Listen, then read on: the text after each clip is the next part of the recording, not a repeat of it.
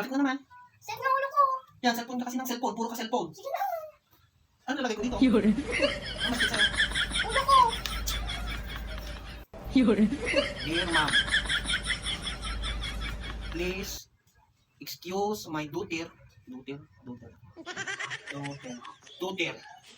for being absent today because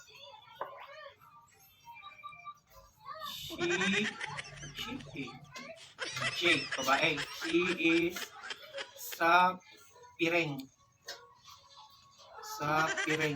from hid spelling na. Pumasok ka na lang. Bayan. Magsakit yung tiulok mo ata. Hid. Kung hindi ka mag-spelling na, hanggang tag-spellan. Pumasok ka.